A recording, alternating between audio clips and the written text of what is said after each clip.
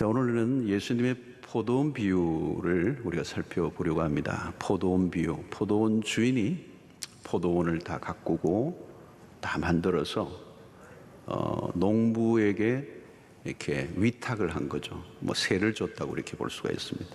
그리고 타국으로 멀리 떠났습니다. 일종의 이제 주인과 소작인과의 관계가 설정되는 겁니다. 그래서 추수가 되면, 때가 되면 주인에게 그 소출의 일부를 이제 올려드리는 이제 그런 방식입니다. 주인이 농부에게 포도원을 맡긴 것은 귀해죠. 그리고 큰 배려입니다. 드디어 때가 되어 주인이 이 소출한 것을 돌려받기 위해서 종을 보냅니다. 그런데 농부들의 의외의 반응이 나타나요. 주인에게 소출을 보내기는커녕 주인이 보낸 종을 두들겨 패서 보내는 것. 주인이 화가 났겠죠. 이 무슨 일이. 그래서 다시 다른 종을 보냅니다. 근데 또 때려. 두들겨 패고 보내는 것. 또 다른 종을 보내니까 이제는 때릴 정도가 아니고 죽여버린 거죠. 아무리 아껴도 그렇지 이 주인에게 마땅히 내어야 할 이 소출을 거부하는 행위, 악한 불안당들입니다. 그래서 주인은 최종적으로 선택한 것이 주인의 아들을 보내는 것입니다. 오늘 본문에 보면 사랑하는 아들입니다. 아들이니까 사랑하겠죠. 사랑하는 아들을 보냈어요. 아무리 약해도 주인이 보낸 아들만은 존중히 여길 줄 알았어. 그런데 그 아들을 또 죽여버린 거예요. 자, 오늘 비유의 핵심이 그렇게 어렵지 않습니다. 포도원의 주인은 누구일까요? 하나님. 포도원은 누구를 가리킬까요? 이스라엘을 가리킵니다. 물론 더 확대되면 모든 사람들이겠지만 농부는 누구일까요? 농부는 종교 지도자들이라고 볼 수 있습니다. 보낸 종들은 누구를 의미할까요? 선지자들이라고 할 수 있죠. 그리고 마지막 보낸 주인의 사랑하는 아들은 누구이겠습니까? 퀴즈인데 아주 쉽죠, 여러분. 예수 그리스도예요. 자, 이 비유는 모호하지 않고 아주 선명합니다. 자, 당시 유대 종교 지도자들이 이 비유를 듣고 있는 거죠. 그리고 들으면서 반응을 빨리 했습니다. 12절의 말씀.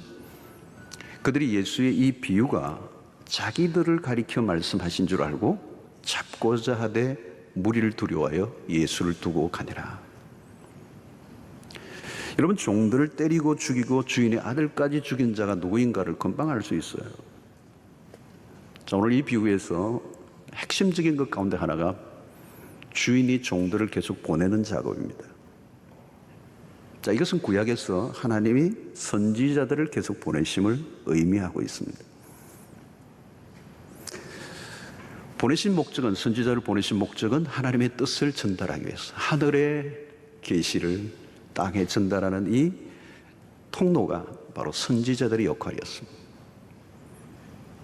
이스라엘을 향한 하나님의 마음을 선지자들을 통해서 드러내셨던 거죠. 선지자들의 메시지 속에는 징계 그리고 심판의 메시지들이 많았어요. 그러나 그 심판과 징계로 끝나는 것이 아니고 그 안에는 하나님의 사랑과 하나님의 관심이 포함되어 있습니다. 참 선지자들은 역사 속에 늘 배척을 받아왔습니다. 이 종들처럼 두들겨 패는 그 종들처럼. 참 선지자는 누구입니까? 하나님의 뜻을 받은 그대로 백성들에게 전달하는, 딜리버리를 하는 사람입니다. 자기의 소리가 아니라 하늘의 소리를 전하는 일이 사명입니다. 선지자들은 백성들이 영적 무지를 깨닫게 하고 그들의 위치를 알려주는 일을 선지자들이 했어요. 백성들이 죄를 질타하기도 했지만 백성들에게 위로와 소망을 주기도 했습니다. 대개 선지자들은 위기의 시대에 활동을 했어요. 위기의 시대는 어쩔 수 없이 경고의 메시지가 많았어요. 다가올 심판을 예언하고 미래에 닥쳐올 일들을 선포한 것입니다. 당연히 경고나 심판의 메시지는 백성들이 듣고 싶어하는 메시지가 아니에요. 여러분, 어느 시대나 거짓 선지자들이 많았습니다. 그들은 하나님보다 백성들의 눈치를 더 많이 보았습니다. 백성들의 가려운 길을 긁어주는 일에 능숙했습니다. 그래서 결코 평안하지 않은데 거짓 평안을 빌어주며 백성들의 마음을 다독여주는, 그러나 사실은 백성들을 속인 것입니다. 회개를 촉구해야 할 때도 문제가 없다고 백성들을 달랬습니다. 여러분, 참 선지자들은 그렇게 할 수가 없어요. 백성들에게 가감없이 하나님의 말씀을 전달하는 역할을 하는 거죠. 그때 선지자는 자기가 전하고 싶은 말씀과 다른 말씀을 하늘로부터 받으면 곤란해집니다.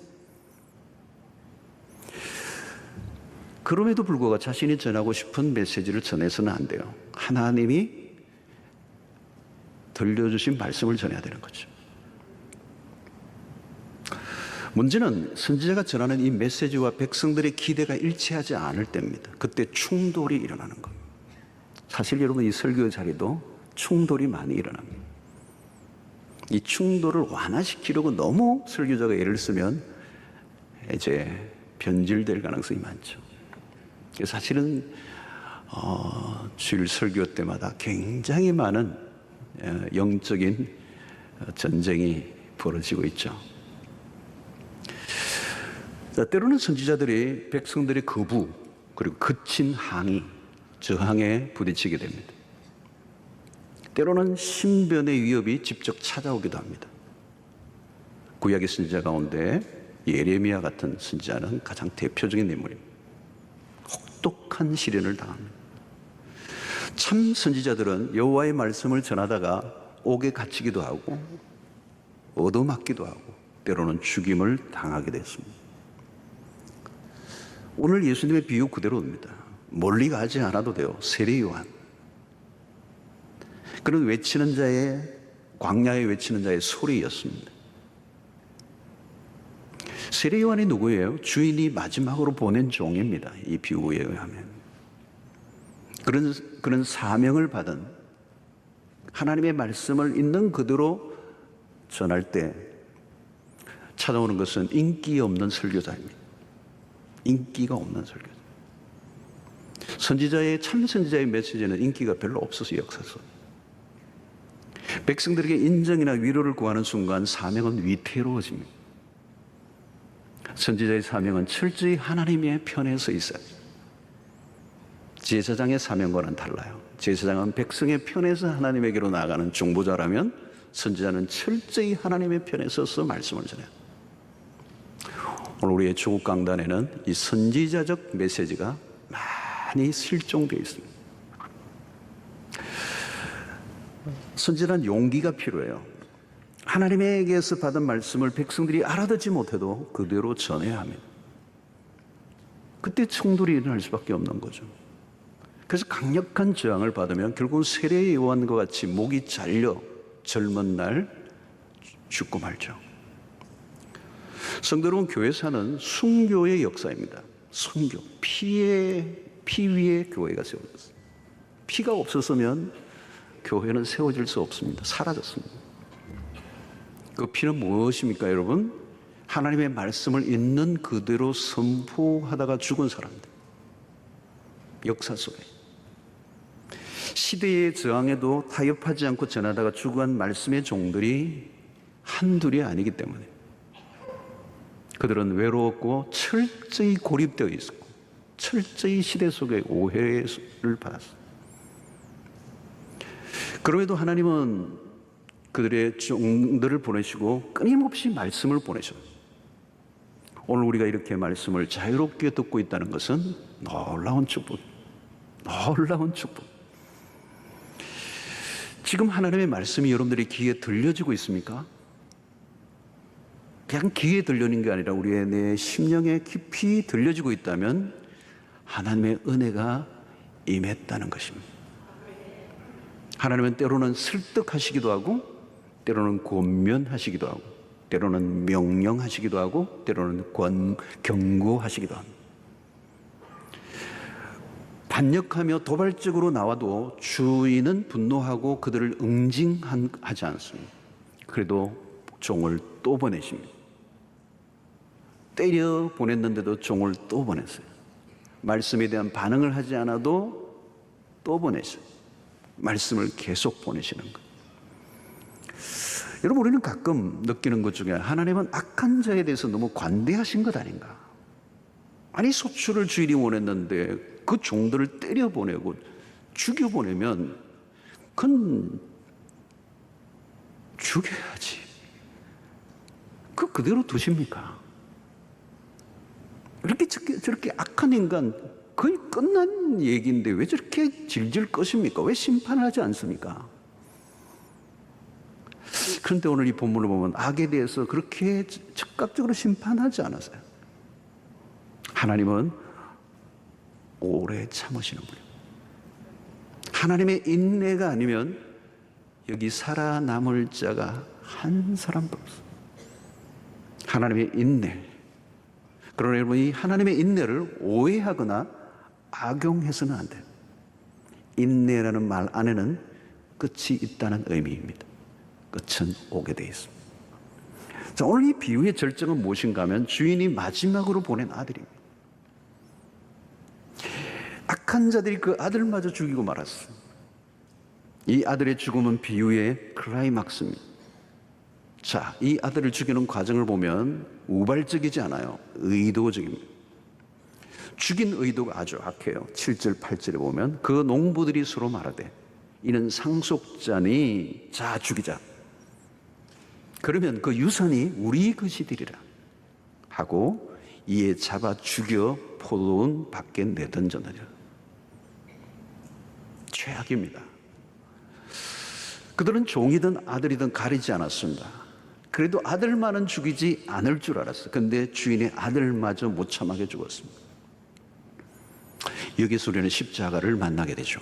십자가가 무엇입니까? 하나님의 선의, 하나님의 호의를 인간의 반역으로 반응하고 무참하게 하나님을 거절하신 사건. 하나님의 사랑이 단호하게 거부를 당했습니다. 아들을 죽였다는 것은 무엇을 의미합니까? 그동안 종들을 죽이고 죽였어요. 그것은 용서할 수 있습니다. 그러나 아들을 죽인 것은 다른 의미예요. 아들을 죽였다는 것은 아들의 아버지를 죽인 것과 같아요. 갈 때까지 간 것입니다. 그건 끝이에요. 끝. 다른 것은 다 거부해도 괜찮습니다. 모든 것의 저항과 반역도 좋아요. 별 악한 짓을 다 해도 괜찮아요. 그런데 양보할 수 없는 선이 하나 있어요. 하나님의 편에서 물러설 수 없는 지점입니다. 왜? 그 아들을 보낸 것은 최후의 통첩이기 때문에 그렇습니다. 아버지가 보여줄 수 있는 최상의 것이기 때문에 그렇습니다. 그래서 마지막 기회예요. 이 기회를 놓치면 더 이상 갈 데가 없어요. 주인이 할 수 있는 것이 없어요. 제발 이것만 하면 거부하지 말아다오. 다른 건 다 괜찮아. 지금까지 어떻게 살아왔던 상관없어. 하나님에 대해서 어떻게 대했던 상관이 없어. 무슨 악한 짓을 해도 용서받을 수 있어. 그런데 아들을만은 거부하지 마라. 여러분, 이 비유는 이스라엘과 당시 종교 지도자들에 대한 고발장이 아닙니다. 악한 자들의 행적을 폭로하는 글도 아닙니다. 이 안에는 복음이 있어요. 아들을 보내신 하늘 아버지의 마음이 들어 있습니다. 하나님은 기회를 주시고 또 주시는 분이십니다. 여러분, 이 오늘 비유에서 포도원 주인의 숨겨진 감정을 읽어야 돼요. 종들이 맞고 때로는 죽이는 일들에 대한 주인의 마음은 드러나 있지 않아요. 상당한 인내를 참고 기다리고 있는. 처음 농부들이 종들을 때리고 보냈을 때 사실 그냥 두고 볼 수 없는 일입니다. 그러나 인내하고 또 다른 종을 보여요. 그리고 또 때리고 보냈어요. 또 때리면 또 다른 종을 보내요. 여기 이 이야기 안에서 우리가 놓치지 말아야 하는 것은 하나님의 마음이에요. 하나님의 감정은 철저히 억제되어 있습니다. 주인은 당장 달려가 그들의 죄에 대한 혹독한 보응을 하지 않습니다. 하나님은 너무 많은 기회를 주시는 분이십니다. 성경 안에서 만나는 하나님은 자비로우시고 인내가 한이 없으신 분. 왜 인간은 하나님의 이 호의를 거절할까? 잘못된 세팅 때문에, 하나님의 목적을 이해하지 못하기 때문에, 자신의 목적에 빠져 있을 때 하나님의 제안을 거부하게 됩니다. 죄의 모습이 무엇입니까? 그 죄의 모습을 아주 사실적으로 표현한 구절이 이사야 53장 6절의 말씀. 우리는 다 양 같아서 그릇 행하여, 그 그릇 행한다는 게 구체적으로 무엇인가? 그 다음에 각기 제 길로 가끈을 이라는 거. 이게 사사기의 핵심입니다. 자기 소견에 옳은 대로 행하였더라. 사사시기 시대는 왕이 없었다는 거예요. 모두가 왕이었던 거죠. 죄인은 언제나 그릇된 길을 갑니다. 이유는 무엇일까요? 자기의 길을 고집하기 때문에. 죄는 고집의 형태를 띱니다. 노아의 때를 보십시오. 모두 열심히 살아요. 별일 없어 보여요. 무엇이 문제입니까? 자신들의 삶이 이미 풀 세팅되어 있는 것. 거기에는 하나님을 받아들일 여지가 없습니다. 모두가 my way, 나는 나의 길을 가련다. 탕자 문명의 속성이에요. 하나님을 떠난 순간 인간의 삶은 혼란 속에 빠집니다. 뿌리가 잘려나간 꽃의 운명과 같아요. 현대 문명이 얼마나 화려하고 거대합니까? 그러나 안으로 들여다보면 위기 중의 위기입니다. 내가 내 길을 열심히 걸어가는 것, 그게 여러분 죄입니다. 어떤 사람은 내가 예수를 거절하지 않았다고 말합니다. 맞아요. 나는 내 길을 걸어갔을 뿐이에요. 열심히 사는 게 무슨 죄인가? 죄입니다, 여러분. 하나님 없이 열심히 사는 게 죄 중에 죄입니다. 그들에게는 하나님이 전혀 필요하지 않아요. 종교 지도자들도 그들은 열심히 자신들의 의무를 다했어요. 자신들의 역할에 충실했던 거죠. 그러나 그들은 하나님을 열심히 거절하고 있다는 것을 몰랐습니다. 그들은 자신들의 권위로 최고의 권위에 대해서 반역을 일삼으며 살았습니다.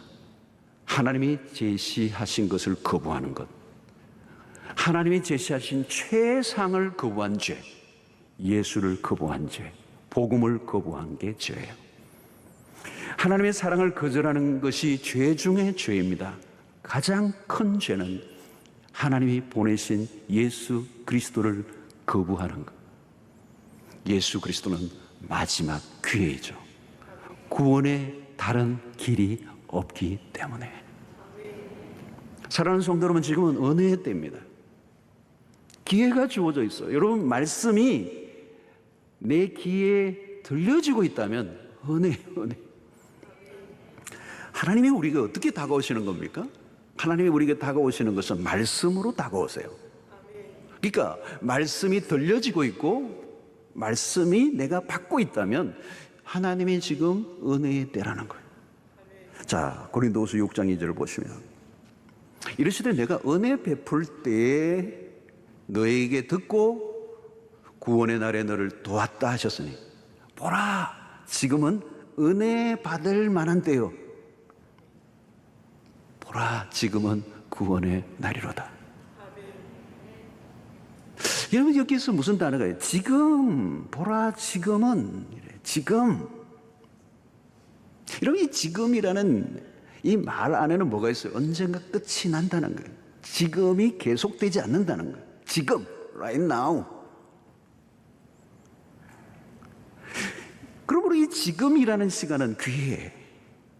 하나님의 은혜가 작동되고 있는데, 그러나 곧 하나님의 호의가 끝이 나는 시간이 올 것이다 라고는 의미.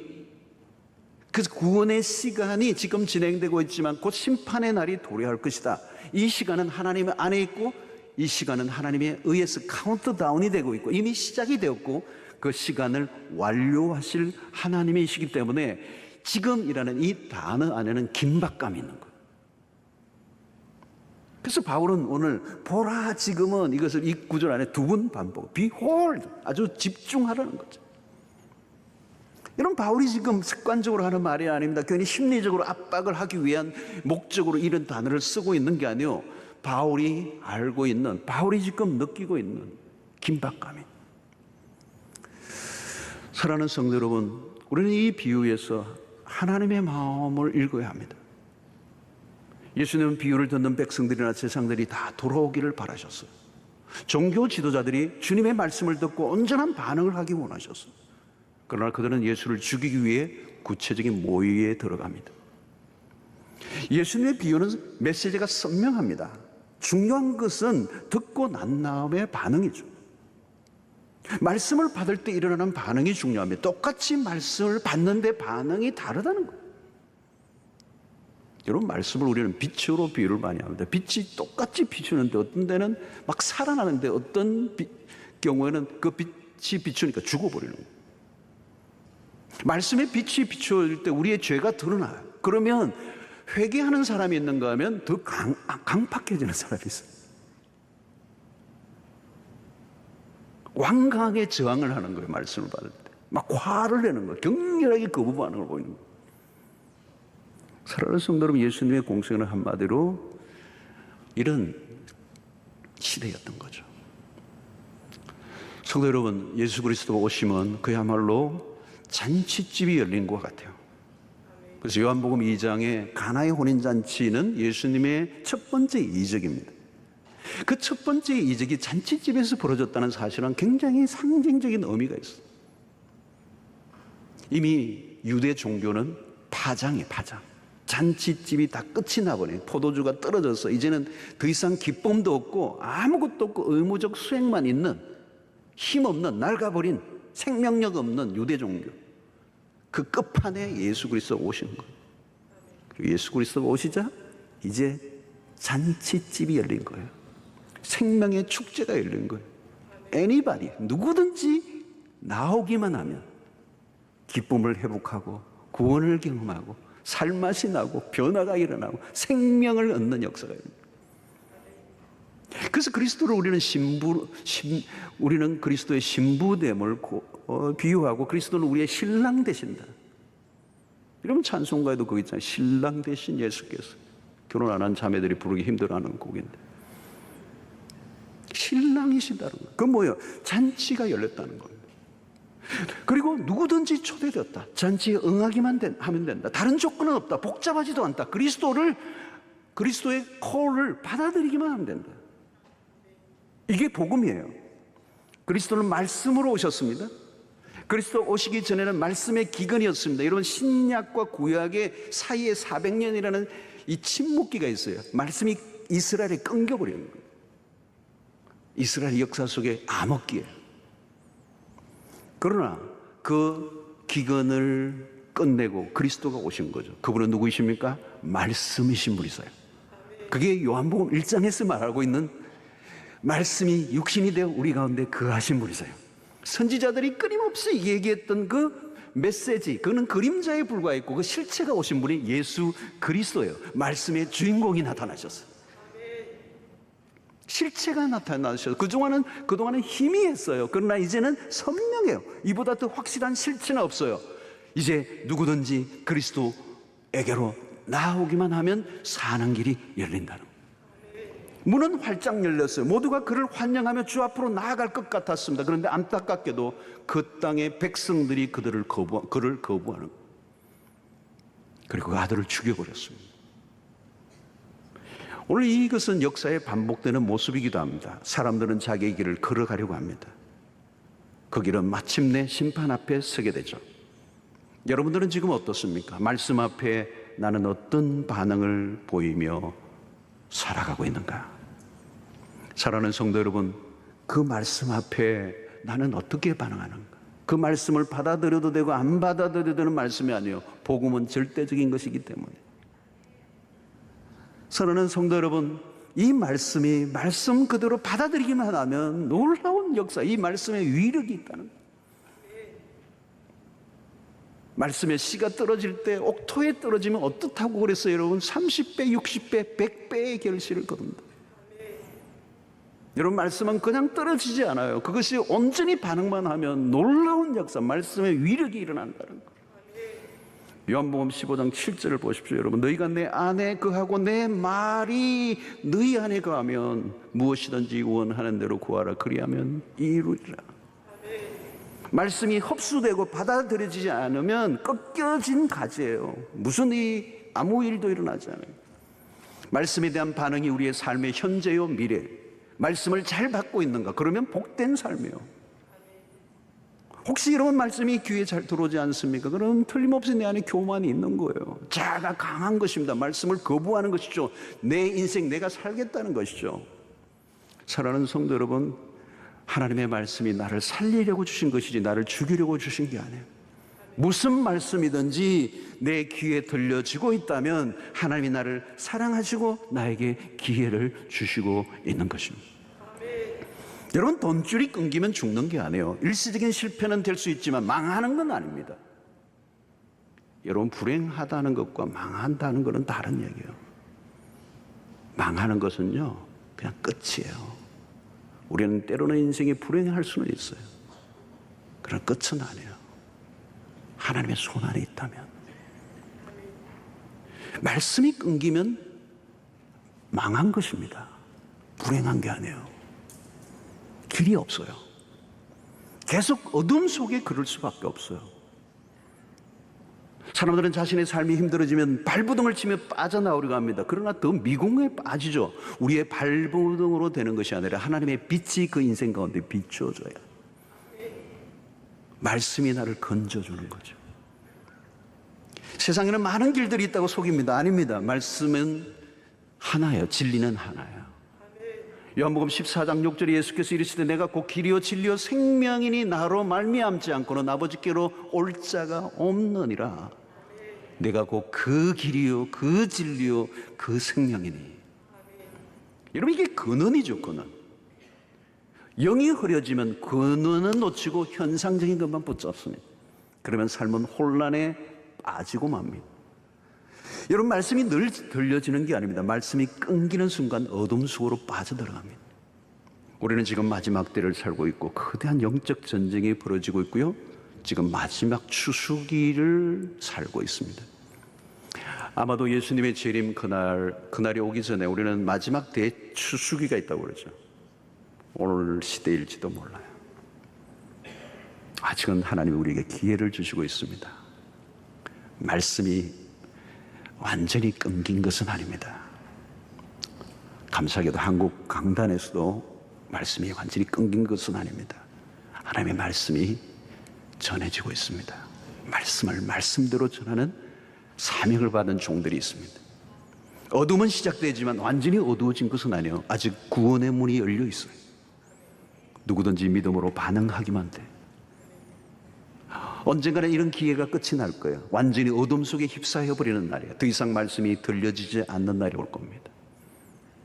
기회를 받아들이지 않으면 기회는 다른 사람에게로 넘어갑니다. 사랑하는 성도 여러분, 우리에게 주어진 시간에 영적으로 깨어있어야 합니다. 시간은 빠르게 걸습니다. 그래서 고린도후서 6장 1절의 말씀, 우리가 하나님과 함께 일하는 자로서 너희를 권하노니 하나님의 은혜를 헛되이 받지 말라.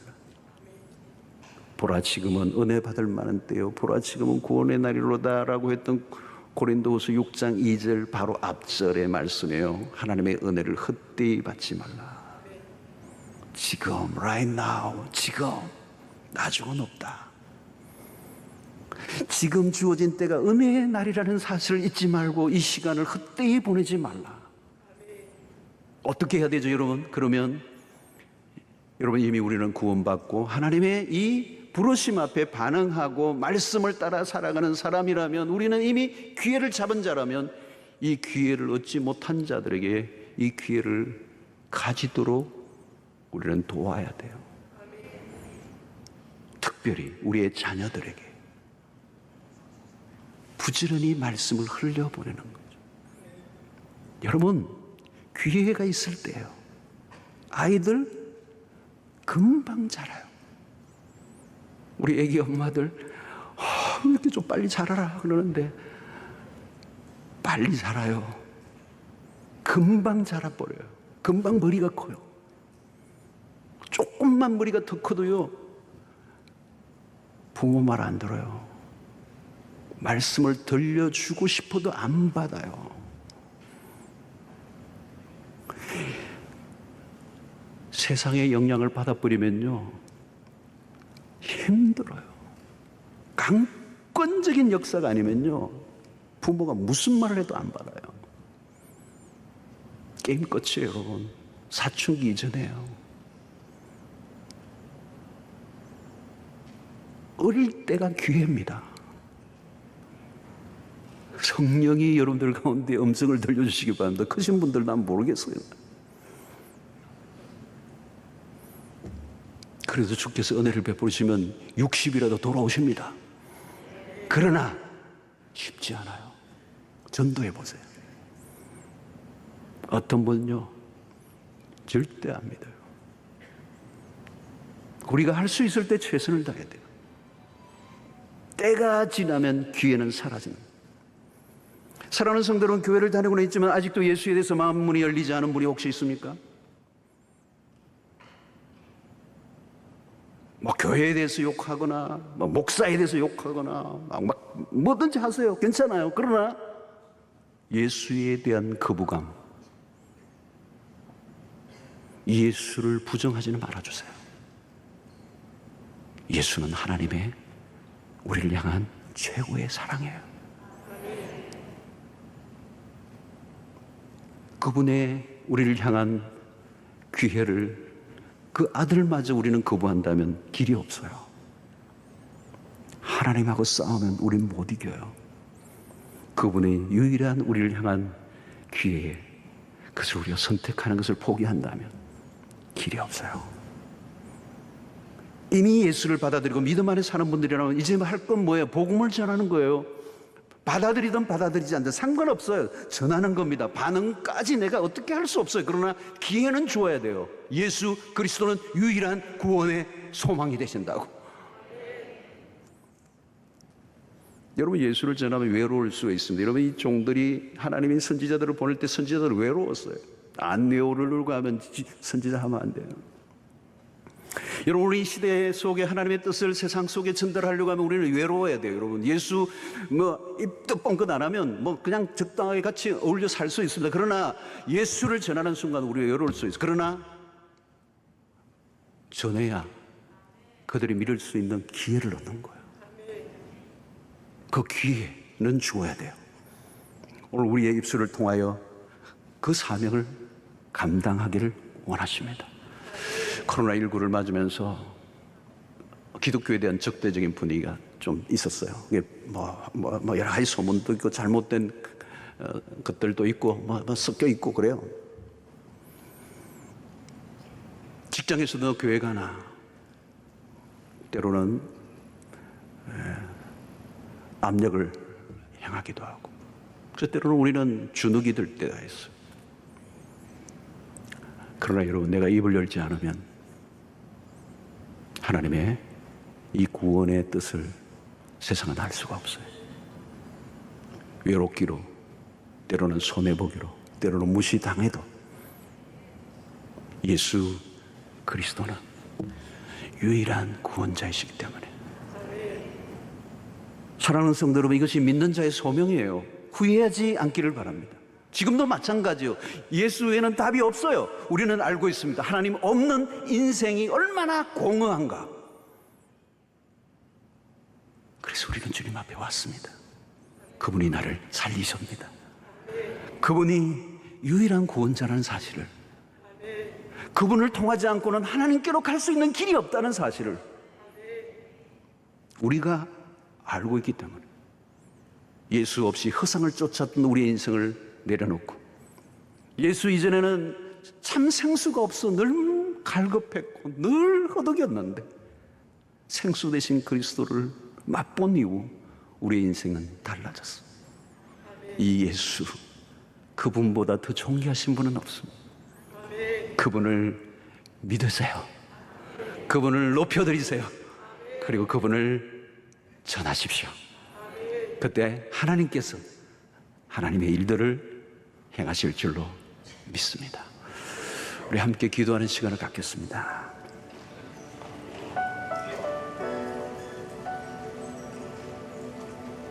예수, 하나님이 우리에게 주신 마지막 선택이라고죠. 그걸 거부하면 길이 없어요. 그 길입니다. 그 그분입니다. 그분만이 답이십니다. 그분을 내가 믿어야 돼요. 그분을 거부하면 길이 없어요, 여러분. 그분을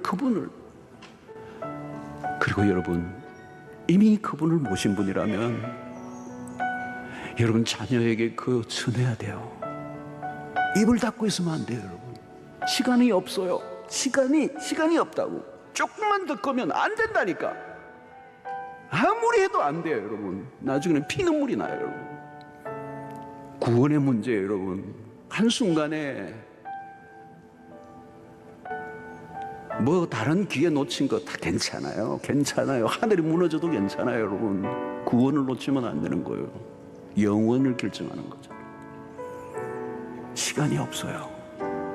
기회예요. 지금은 기회라고.